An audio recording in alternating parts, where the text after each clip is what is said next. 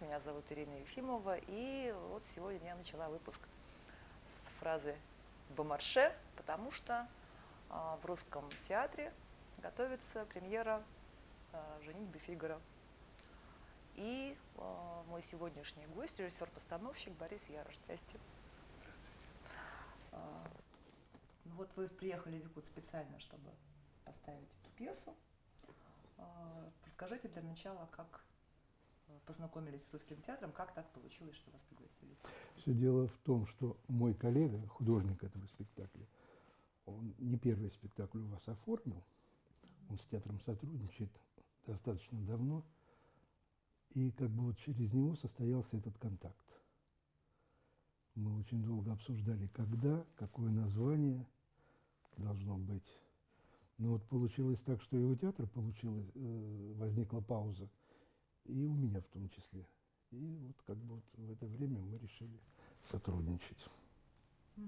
А спектакль это вы выбирали, что это будет этот спектакль? Мы думали, и театр предлагал название, и я предлагал название, но вот остановились на «Женитьбе Фигаро».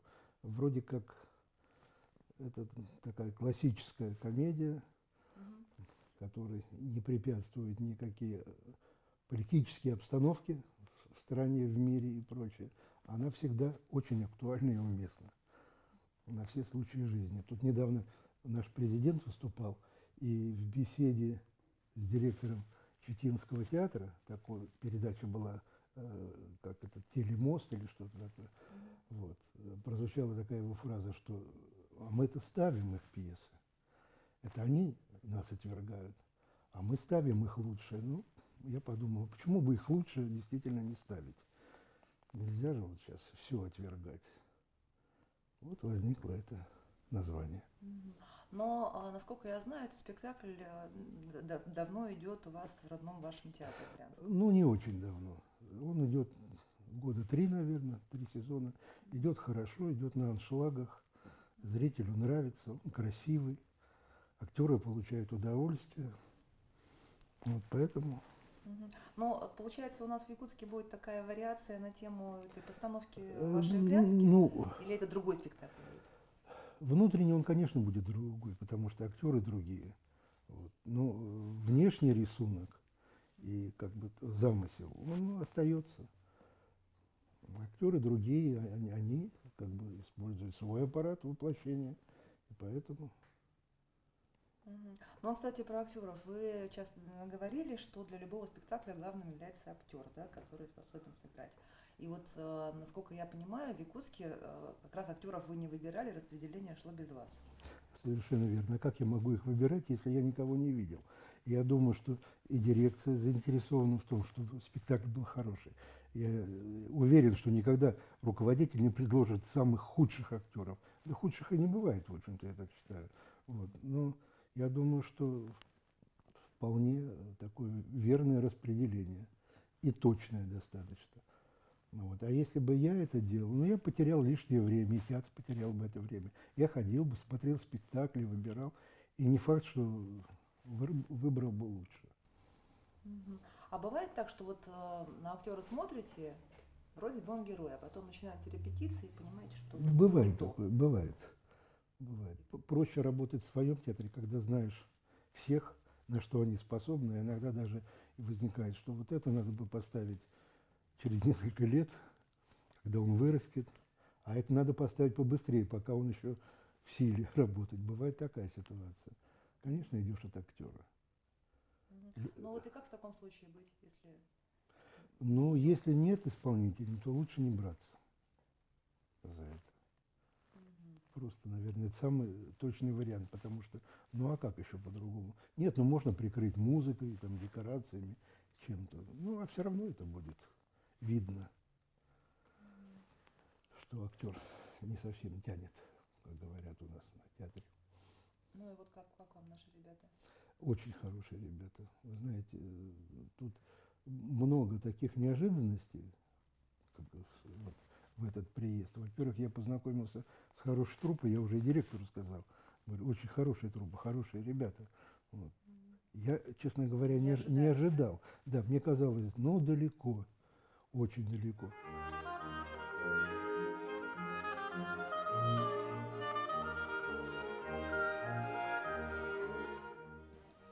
Фигаро здесь, Фигаро там, поймали Фигаро. Смотри, в описании роли сказано буквально следующее. Эта роль может прославить любого актера, который сумеет уловить разнообразные ее оттенки и вместе с тем возвыситься до постижения цельности этого образа. Вот, и Фигаро называют еще часто комедийным Гамлетом вообще.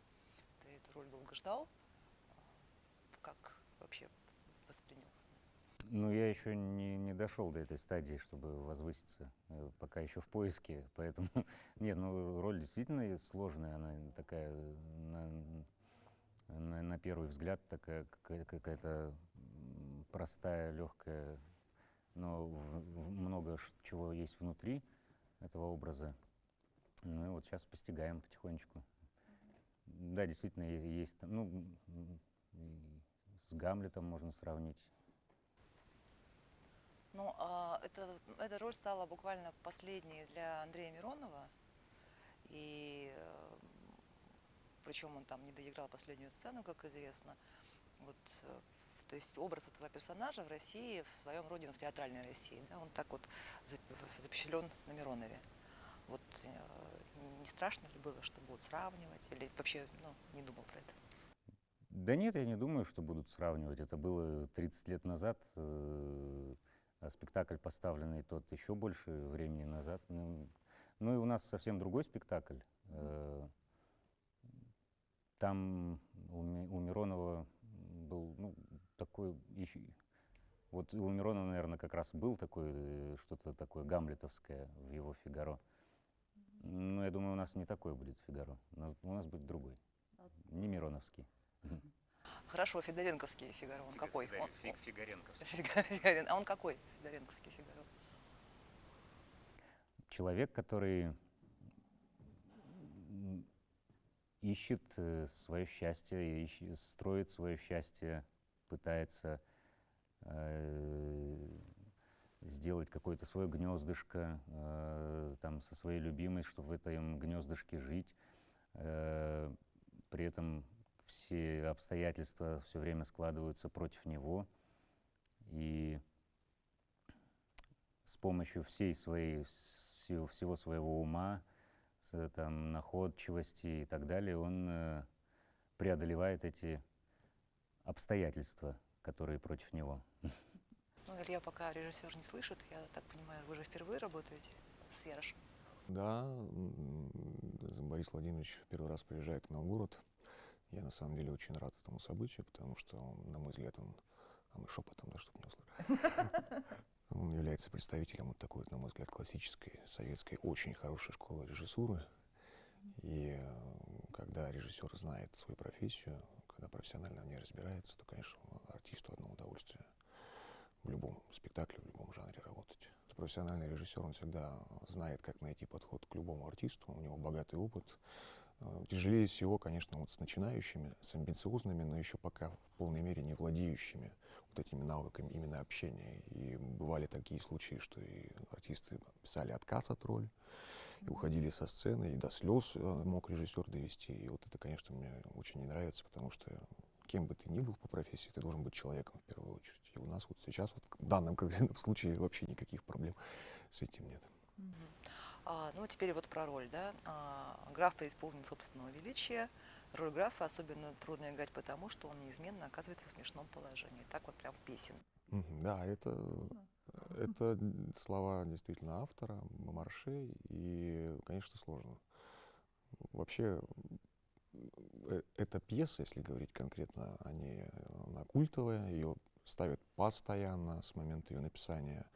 То, что она была написана еще в то время, такое переходное, когда вот именно власть начинала эту власть терять, а народ начал пробуждаться от всего этого, то, конечно же, в то время она имела бешеный фурор, и по 5 раз могли ее сыграть за один день.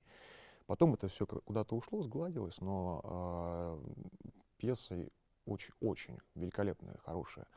Недаром же и Моцарт вдохновлялся, и Пушкин писал великолепные слова.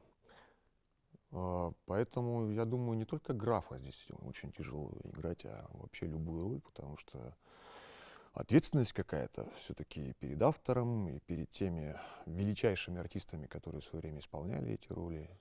Но будем стараться.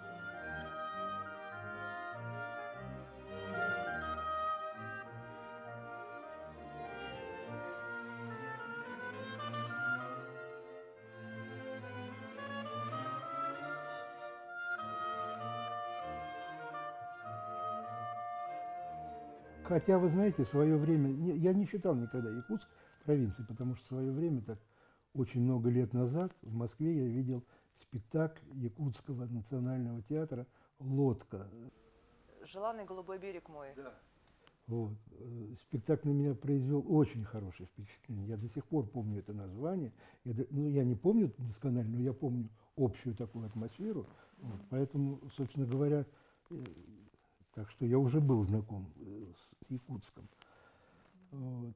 Но все равно вот для меня это приятно. Для меня очень приятно было увидеть, что город такой своеобразный. Мне говорили, этот город, он на сваях, у каждого человека свое представление. А я походил по городу и увидел широкие улицы, большие дома, отсутствие пробок. Это то, что я видел, хотя ваши горожане говорят, что у нас тоже пробки появились, да? Сейчас с ремонтом дорог. Да, это в связи с чем-то там, с ремонтом. А у нас это просто проблема сейчас. В Москве и в прилегающих этих городах не проехать, не пройти. Если я еду на работу на машине, я могу добраться за час. Хотя мне пешком, может быть, за 20 минут проще. Понимаете, поэтому такие проблемы. А Якутск в этом плане хороший город, не тронутый вот этой неправильной цивилизацией, будем так говорить. Он развивается как надо. Он, видимо, город чувствует, что впереди, какое развитие всех коммуникаций и прочего, заранее делает все правильно. Очень хорошее впечатление. А вот про «Желанный голубой берег мой» с режиссером познакомились здесь? К сожалению, нет, не Может, познакомился. тоже ставил и в этом театре? Я знаю, я видел его спектакль, который называется по Пушкину «Капитанская дочка». Очень хороший спектакль. Я считаю даже, что такие спектакли надо ставить, показывать и как можно чаще. Потому что там такое патриотическое воспитание, просто такое неизмеримое. Я очень с удовольствием, с большим посмотрел этот спектакль. Вот, и считаю, что очень хорошая режиссура, очень хорошо актеры в нем работают. А вот вам не кажется вообще, что вот за счет того, что Якутск далеко, как раз в те города, которые ближе к Москве, да, скажем, к Москве, к Питеру, оттуда проще уехать, да, и поэтому все лучшие актеры, лучшие там кто-то, они все уезжают. Потому что это ближе, потому что это элементарно проще уехать. Вот. То есть близость столицы, она высасывает определенный не человеческий капитал, но потенциал в таком постоянном режиме, да? А тут вот как бы дальше, поэтому делать ничего не остается, как развиваться. То есть здесь все стабильнее, вы хотите сказать? Наверное, да. Потому что там действительно, на примере моих студентов, у меня было несколько актерских курсов. Сейчас это в стране принято, каждому театру воспитывать своих актеров. Для своего театра. Для своего театра, потому что нет же личных условий, чтобы приглашать и так далее. Вот. И очень многие мои выпускники, хорошие актеры, они все потянулись в Москву. Они бегают там по киностудиям, там чего-то, по пробам, в каких-то театрах работают, небольших, вот все. Я-то понимаю, что им это не нужно. Но они все равно мне не поверят. Хотя я им говорил, надо тебе, ты хорошо работаешь в театре, у тебя есть перспектива. Нет. Может быть, пройдет еще 5 лет и вернутся когда-нибудь кто-то. Но вряд ли. Потому что Москва, столица, очень затягивает. А у вас в свое время не было соблазна Никогда. уехать, нет? Никогда. А почему? Вы патриот малой родины своей? Или... Как вам сказать? Я не люблю сидеть на одном месте. Я стараюсь как можно больше ездить, не только по работе, но вообще как бы вот и в путешествиях. Допустим, если это в европейской части какая-то постановка, я обязательно еду туда на машине, не поездом. Обязательно мне хочется поехать, посмотреть, чтобы в свободное время выехать куда-то там, познакомиться с чем-то. Вот. Поэтому вот это передвижение, оно меня больше прельщает, нежели вот так вот сидеть на одном месте. Не знаю, почему-то суета столицы меня никогда не привлекала. Хотя такие были разговоры. Мне жена говорит, а вот, давай, это Москва. Теперь она понимает, что это Москва. Это... Мы часто бываем в Москве, вот. А жить там не хотелось бы. Трудно там жить. Как в спектакле есть по пьесе Кассона «Дикарь», называется пьеса, замечательная пьеса. Вот. В столице испорчена цивилизация, это я уже цитирую оттуда героя. Она действительно испорчена цивилизацией. А здесь все по-другому. Здесь люди открытие, чище и патриотичнее. А патриотизм это что, по-вашему? Патриотизм – это, я считаю, любовь. Прежде всего, к родине к своей. Так, конечно, можно еще несколько обширнее, но это самое главное – любить родину. Вот. Мы репетировали, вот сейчас я поставил несколько лет назад спектакль, который называется «Старомодная комедия» по Арбузову. Там есть такой текст, что мальчик погиб на войне, и она рассказывает об этом героине, и у нее такая фраза «очень родину любил». Она как-то так ее не совсем заостряла, так, акцентировала. Я ее просил, Светлана Ивановна, это главная реплика в спектакле. Ее надо сказать так, чтобы зрители поняли. Что это главная характеристика Да, персонажа? да. Слишком сильно родину любил. Хорошо, а если вот говорить про Фигаро, да, какая главная характеристика его, ну вот в вашем спектакле? То есть это такой, он скорее плут, хитрец, обманщик, или это вот такой честный, пылкий, влюбленный? Я считаю, что это несчастный человек, потому что ему еще приходится бороться за свою любовь. Одно дело с чем-то бороться, другое дело с этим строптивым графом, с его пороками и всеми принятыми в то время, как это сказать, определенными правилами существования. Вот это, я говорю о первой брачной ночи. Это вообще мерзко. Ну, ему приходится еще и с этим бороться. Поэтому, но, как они говорят, он никогда не унывал, веселый. Вот. То есть, в общем-то, неплохой такой. Да. И поэтому как-то все-таки он это преодолевает. А вот в целом хотелось бы ваше мнение узнать о сегодняшнем герое. Ну вот смотрите, в 50-е годы это был там рабочий парень, да, там с лицом Рыбникова. Там, потом это был там тонко чувствующий интеллигент, там, типа Олег Даль, да? Да. Потом, ну через там... Потом полеты во сне и наяву Янковский. Да, ну и последнее это вот, я не знаю, Сергей Бодров, Данила Багров, вот наш брат 2. Вот, а вот сейчас кто герой?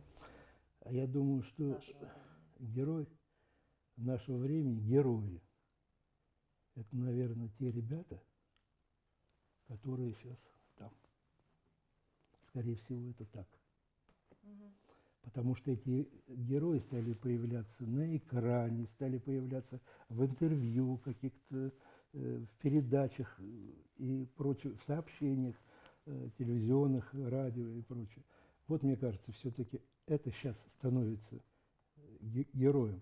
Я много лет назад поставил пьесу, я тут уже рассказывал для какой-то газеты, Николая Иванова. Сейчас он у нас председатель Союза писателей, а тогда он был начинающим писателем, но человеком, который очень много имел за плечами всяких событий. Он прошел через чеченский плен с очень нелегкой судьбой. Его выкупили из этого плена. Вот ему было о чем писать. Он написал пьесу «Белый танец». Это пьеса о первой чеченской кампании.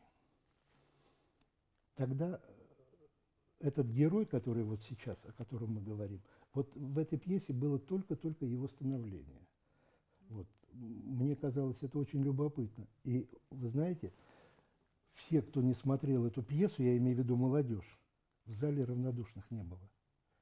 вас называют режиссером советской школы. Ну, я не сказал бы, что советская школа прям уж так.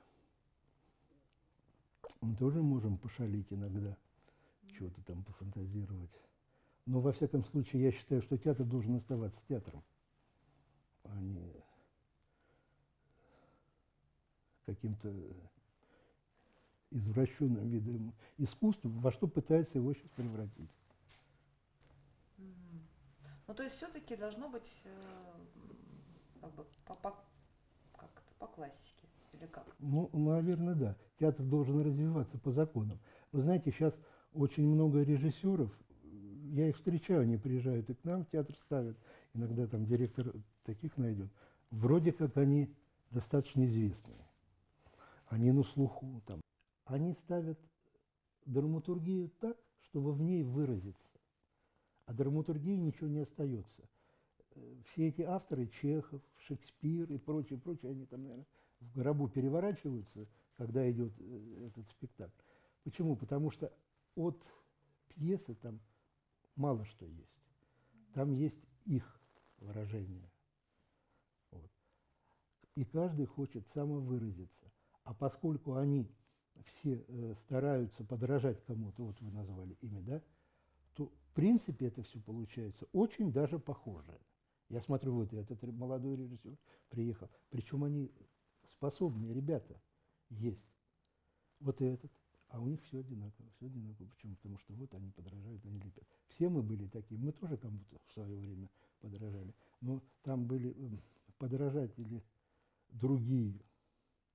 А здесь несколько все это иное. И поэтому вот так. И актеров сейчас воспитывают несколько иначе, чем раньше. Вот. Недавно дискуссия была, а кого мы можем назвать, вот многие актеры ушли, известные, да, с арены, вот мы их перечисляли, фильмы, спектакли, а сейчас есть такие запоминающиеся, они, может быть, запоминающиеся по телевидению, то, что мы смотрим, какие-то фильмы, бесконечные сериалы идут. Вот, наверное, только поэтому они мелькают, запоминаются. А так, чтобы своей актерской мощью, профессией вот так вот покорить, уже мало кто. Вот сегодня Маковецкого я слышал, юбилей. Ну, это исключение из правил. Вот. Есть, конечно, существует, но это тоже не молодой актер. Тоже плеяда, которая уже... Ну, я поняла, значит, что вы за бережное отношение к материалу, ну, в смысле, Прежде к, всего, я считаю. к литературному материалу. А что тогда должен делать театр, чтобы привлечь зрителя сегодня? О чем он должен говорить, что он должен показывать? Но театр, мне кажется, прежде всего должен быть правдивым.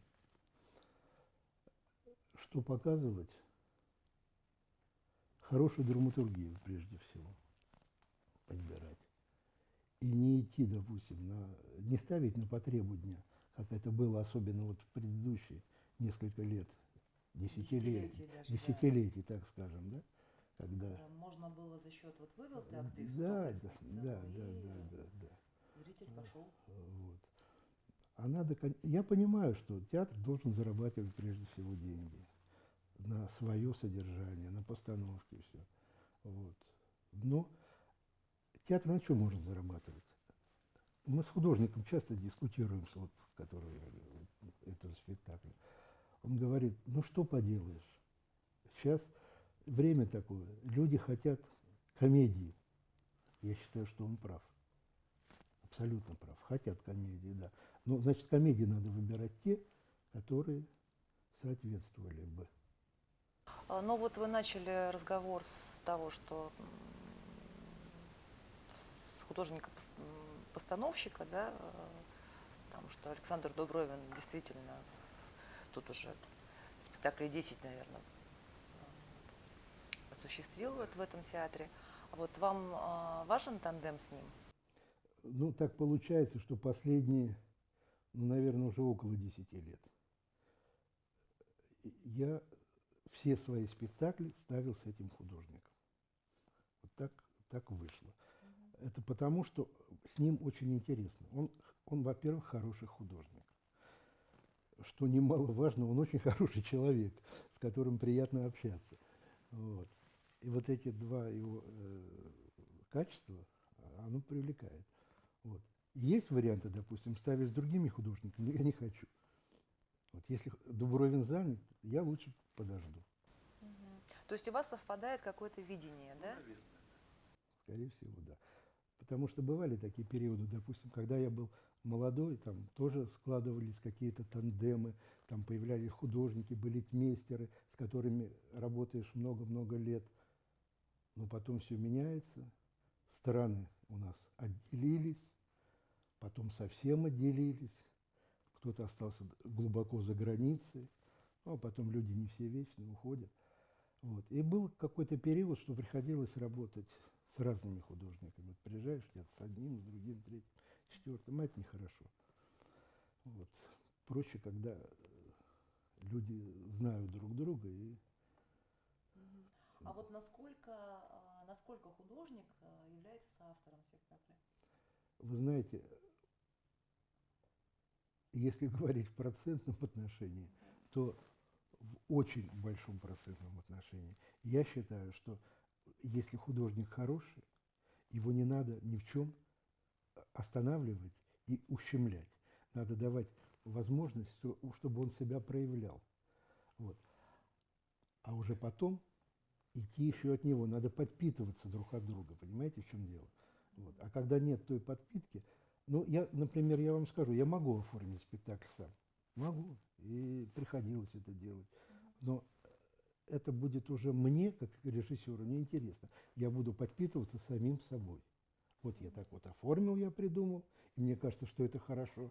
Вот, а потом я еще и поставил. Нет, обязательно надо вот работать в тандеме и брать лучшего художника.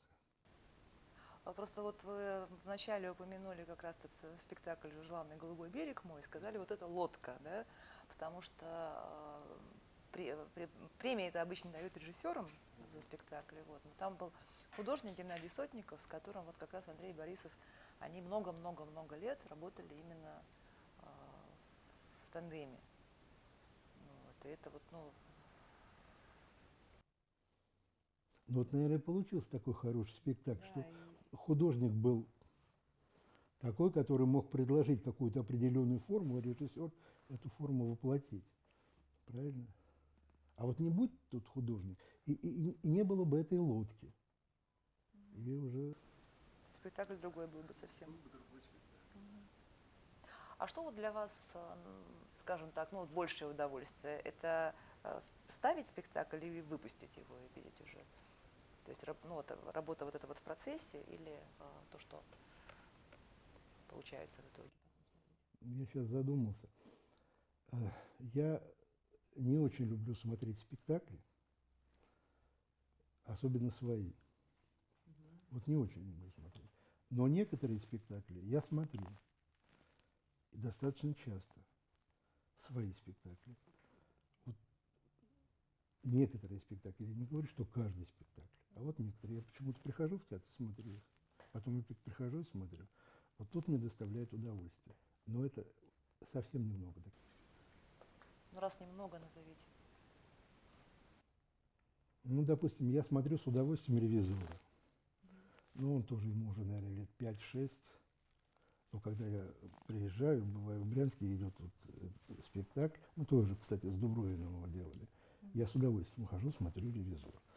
Там хорошие актерские работы. Вот. И я, скорее всего, смотрю на актеров. Я смотрю, как развивается спектакль. А потом мой ученик, мой бывший студент, который играет Хлестакова, вот, он мне доставляет удовольствие, потому что он каждый раз разный. Вот. Он знает, что есть грань, которую он не должен переходить, особенно если я прихожу и смотрю. Вот. Но он все равно старается быть каждый раз другим Хлестаковым. Меня это очень прельщает, любопытно. Вот. Я люблю смотреть «Боинг», «Боинг» комедию. Она, кстати, художнику нашему очень нравится. Он тоже, когда бывает в Брянске, с удовольствием идет смотреть. Но немного таких спектаклей, немного. А вообще, как спектакль живет, ну, продолжает жить без режиссера? То есть вот вы сейчас поставите спектакль и уедете, да? А вот как он потом жить будет? А я не знаю, Известно вам по или нет? каким законам он живет. Во-первых, это зависит от руководства театра. Если спектакль хороший, то руководство старается его сохранить. Если оно не очень старается сохранить, значит спектакль не очень. Вот Ну, это же от зрителя зависит. Если зритель тут, понимаете, я даже не знаю, как эти законы возникают, как они складываются. Но вот, например, в 94-м, по-моему, 93-м году я пришел работать в Брянск. Я сначала не в драме работал, а главным режиссером театра юного зрителя. Работал недолго, и я потом сказал себе: все, не надо, тебе это не надо. Лучше вот ездить куда-нибудь, а сидеть, заниматься, чтобы Иванову зарплату повысить. А это не мое, это администрация должна заниматься. Я не из тех людей. Я поставил спектакль «Щелкунчик и мышиный король». И ушел от них. Иногда, когда там что-то происходило, какие-то вводы надо делать, они звонили, директриса звонила и говорит: слушай, там давай сделай вводы. Я делал вводы. Потом как-то так. И они перестали ко мне обращаться, и я уже не ходил делать эти вводы. Ну, как ни странно, это был 94-й год, спектакль идет до сих пор. Сколько тут лет прошло? 30, наверное, да? почти 30. Вот. За счет чего, я не знаю. Ну, не знаю, может, нравится он им, может быть, там какие-то другие законы. Но вот он идет, как ни странно. Вот такое бывает. Говорят, что Мейерхольд завещал на его могильном камне выбить надпись: «Единственный режиссер, который не поставил Гамлета». У вас есть такой вот спектакль мечты, который вы не поставили еще? Есть такой спектакль, который я не поставил, и вряд ли уже поставлю. Тортон Уайлдер есть, писатель такой, вы знаете, да? У него замечательная пьеса «Наш городок». Вот. Я в свое время начинал ее ставить, эту пьесу, в том театре, в котором идет «Щелкунчик». Но как-то так получилось, что я быстренько оттуда ушел. И все это как-то так прервалось, затихло. Вот. Постановка не осуществилась, потому что только мы прочли, там за столом поговорили. Вот. Но эту пьесу я хочу поставить до сих пор, но сейчас не время для постановки этой пьесы. Просто не время. Вы можете себя назвать счастливым человеком? Наверное, да, я считаю, что, наверное, каждый человек, по сути, счастливый человек. А что такое счастье, по-вашему? Ну, во-первых, я сейчас могу сказать, потому что уже как бы пора свой театральный путь, наверное, уже скоро и заканчивать. Мне жена, допустим, часто говорит: ну, может, уже хватит? Вот. Я говорю: а вот там еще... Она говорит, зовут. да. Вот. А я вот думаю, что вот с этих позиций я могу сказать. Я, допустим, свою театральную жизнь прожил так, как я ее хотел прожить. Я ее себе сам выстраивал. Я не хотел руководить. Я хотел создавать, как говорится, вот своими руками. И я был достаточно свободен. Если меня куда-то приглашали, а приглашали работать так капитально, все, я не шел туда. Я занимался любимым делом. В одном театре, в другом, в третьем. Там, хорошим, не очень. Ну, в общем. Поэтому я оставлял время на то, чтобы проводить время так, как я его хочу. То есть на природе, много путешествовать, ловить рыбу, собирать грибы. На это тоже нужно время найти. А когда служишь все время, вот, да еще руководишь, у этих руководителей очень мало времени. Они себе не могут этого позволить, а я себе могу. Поэтому я считаю, что я как-то так вот выстроил жизнь. Если бы меня спросили, хотел бы я поменять профессию, я сказал бы, наверное, да. Да, на какую? Ну вот как я хотел это вот с детства, где-то с рюкзаком ходить. Геолог. Геолог, да. Вот. Мне хотелось, это не осуществилось. Может, мне надоело бы потом с рюкзаком лазить, я сказал бы уже в конце жизни, а вот хотел быть Театр. режиссером в театре, да. Вот. Но есть какие-то такие неосуществимые. Ну, мне казалось, что я как-то ехал в Новокузнецк, и самолетом я не очень люблю летать. Я взял билет заранее, в купейный вагон, место нижнее, это всё.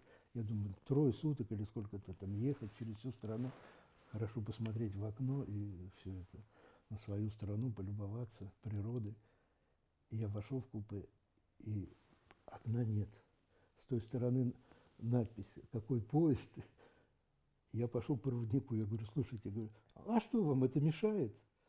Ну, подумаешь, Надь, я говорю, я хочу в окно смотреть, вы понимаете? Я планировал, что я 3 суток буду ехать и смотреть в окно. Он меня не понял. Мне пришлось идти к начальнику поезда, чтобы они там что-то убрали, чтобы я мог смотреть в окно. Понимаете, я ему объяснил. Тот, наверное, меня понял. Вот. Поэтому вот это вот тяга к путешествиям. У нас есть что посмотреть. Я не, я не люблю, да и никогда не рвался. Мне вот жена говорит, вот нам надо за границу. Я говорю, у нас своего хватает. Какая за граница? Да, там может быть хорошо. Ну, у нас хватает своего. У нас большая страна. И немногое удалось. Вот слава богу в Якутске. То есть счастье в том числе и жить в своей стране? Конечно. Конечно. Конечно.